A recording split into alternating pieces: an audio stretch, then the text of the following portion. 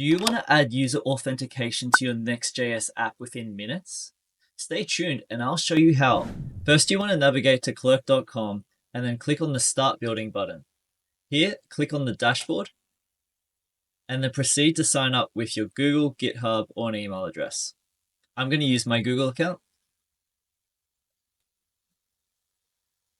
And then I'll be taken to the dashboard.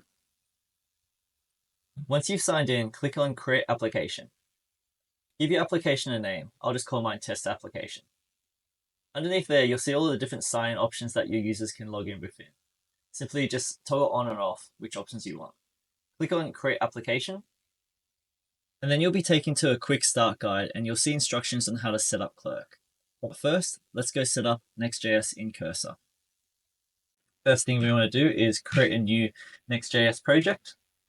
Make sure you select yes, yes. And then for SRC, click yes, yes, yes, no. We'll just wait for that to complete. Awesome, just change the directory to my app.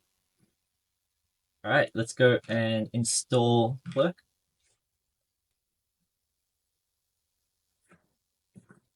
So the next thing we're going to do is add a .env file. This will just contain our secret and client ID. I won't actually show it on the screen.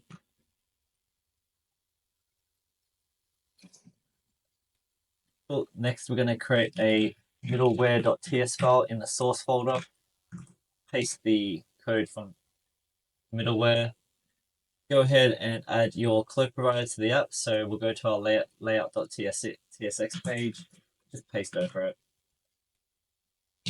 Awesome. So now let's go ahead and create our first user. So just copy that, and now we'll run our dev environment. Cool. And you'll see at the top right, we have two buttons, sign in, sign up. Let's click on sign up. You can see here the user is able to continue with Google. I'll just go and sign in with my Google account. Awesome, continue. Perfect. Now you can see that I'm logged in with my user's account. I can now also log out. Oh, and we'll just go to the dashboard and you can see my user has been created. And that's how easy it is. Your Next.js app now has user authentication working. If you found that video useful, please don't forget to hit that subscribe button.